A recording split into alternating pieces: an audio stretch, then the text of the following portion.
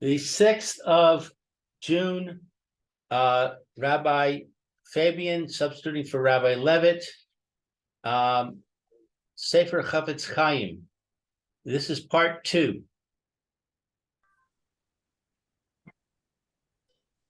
I can't speak now, but Shev, I'll have to call you back in a few minutes, okay? I'm giving a shear. Okay, bye-bye. Okay. Got it. Okay.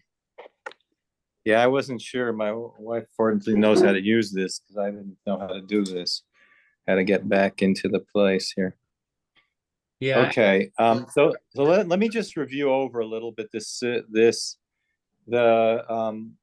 part of the issue here is just to make sure you get the flow of what the paragraph is talking about.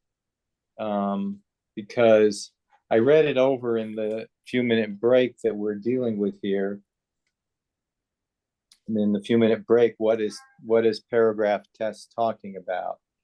So it seems to me what paragraph test is talking about is that a person, what a person did was somebody did something that on the surface of it perhaps didn't look so right, you know. That's one thing. So a person is supposed to he says here the lashon that he says inside is kegoin devazoisa v'maisa avoisa. What did he say here? She'eino hagun. In other words, he says here the language in the beginning of the first line, kashem, just like it's shayak iser kabbalas lashon hara be'im hamisaper lo al echad she'asa ata, someone who does something davar she'eino hagun. What does it mean, eino hagun? It's not appropriate. A person did something, it's not appropriate. So the person speaking about him feels justified in speaking against him. But we see that it's not so simple. But you're not supposed to make up your mind when the person telling in other words, there's Ruvain is telling Shimon about Levi. He says, Levi, what Levi did something that wasn't appropriate, perhaps, whatever. Like I said, he went into a eating establishment that wasn't kosher, right? And that's normally not really something that a person's supposed to do, that certain places, if you go in there, like if I will walk into a place that is not have an acceptable kashrus, so people might look at me and I look like a person who's a religious person, a frum rabbi, whatever. So they think the place has a kashrus, right? So that would be a problem for me to walk into a place, right? Now, so so the person's Ruvain tells Shimon, he so and so walked into this place, so you're not supposed to make up your mind and decide, especially if it's a person who's a Yira Shamayim. He said, going should vazoisa v'maisa voices. Another thing is, a person is a Baal Tshuva,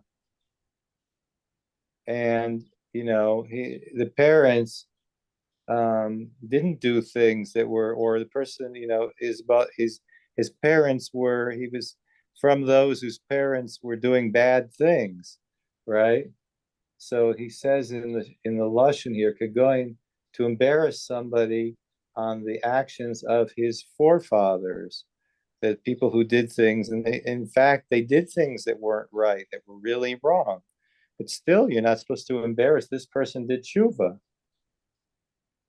Or even the person himself is a Baal Tshuva, not supposed to go talking to the person about the bad things he did when he was young, right? When he was young, before he became a Baal Tshuva, before he did Tshuva. Not the Kashura, because now the person is acting appropriately, right? So it's not appropriate to start reminding the person or speaking again, telling people, or even the person himself. It's called oinus devarim, making the person feel bad about things he did in the past, before he did tshuva. Okay, do we still lost Alan, or we have Yeah, his? he usually calls me. Let me see if he sent me an email, actually. Sometimes he'll send me an email. He's having Okay, trouble. why don't you check it out? Yeah, no, I don't see anything from him. Maybe for some reason he couldn't continue. He sometimes has difficulty. He's not so great with a computer. So sometimes I have to help him. Yeah, I understand. I wasn't only reason I'm able to connect up is because my wife is helping me. Right. I mean, this I know how we have a couple different machines. The one thing that I'm using is normally my wife's, which has a better camera. So that's why I'm using it. The other one that I have that I know how to use a little bit better is apparently the camera isn't as good. So my son told me this one I should use. So I Right. follow. And my son works in the tech department in Shard Zedek.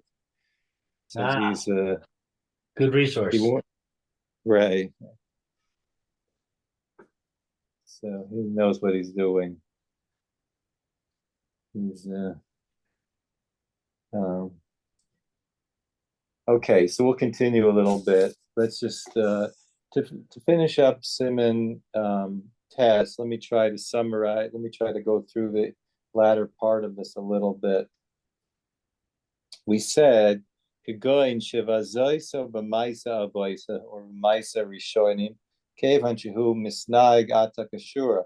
She said here, in other words, to embarrass a person for his actions that he did, that his father is his father, his grandfather, his people who he descends from, or his actions that he did is while he before an earlier age of life, right?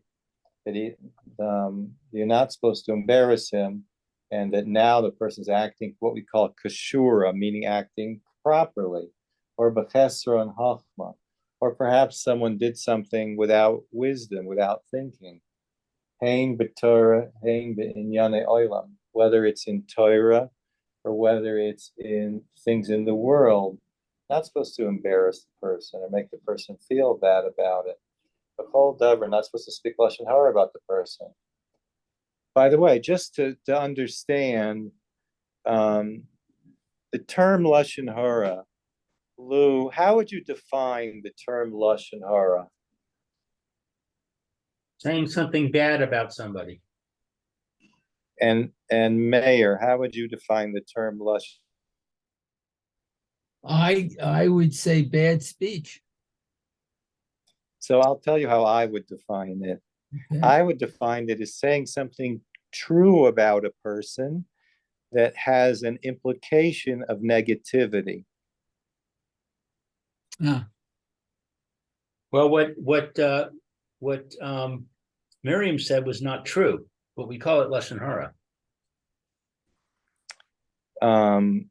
Well, what Miriam said was actually, yes, true, that Moshe separated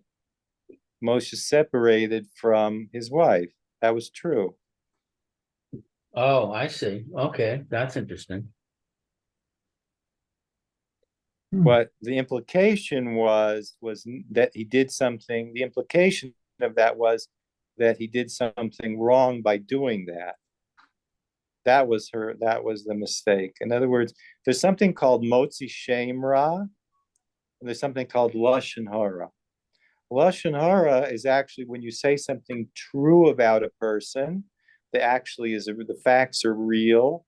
Person, did the following, like the example I've been using over and over again, walking into the restaurant that wasn't appropriate to walk into, right? The person did it. Or Moshe Rabbeinu did separate from his wife, right? That was true. But the negative implication, that's what's problematic, in the case of Moshe Rabbeinu, that he was doing something that wasn't proper, something that wasn't das Torah. right? Because that's what a Kadosh Baruch Hu, they perceived they compared to themselves. They didn't separate from their spouses. That's how Hashem rebuked them by he came when Miriam was with her spouse and when Aaron was with his spouse, Hashem came to them in a nevuah. And that's the way he kind of like gave them a little jab and said, see, now you understand the message. That's why Moshe doesn't, because when a person is with a spouse, they're tameh. And you're not supposed to be receiving nevuah in such a case. And that's why it says in the parsha that they screamed for water because they needed to wash off their hands and they needed to matire themselves to be able to receive nevuah.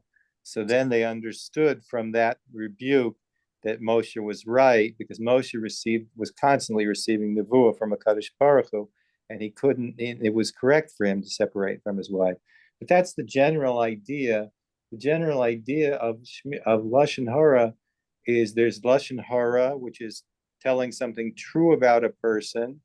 This is why it's such a tricky business, because people think I'm only telling the truth. That's an Esav Dikak Brosh. We're just telling the truth. That's what Haman said, right? I'm just telling you the truth. After all, if a Jew, what did Haman tell Achashverosh? If you have you take the Jew's wine. If a Jew has some wine, and a bug flies in it, a fly flies in it, they take it out. But if you, the melech, touches the wine, they throw it out. It's true. He told him truth. Right. Right? But it sounds pretty bad. You're worse than I, according to the Jewish people. Uh-huh. That was. I don't know if we want to. I don't know if we want to spend a lot of time on the question of Miriam, but I'm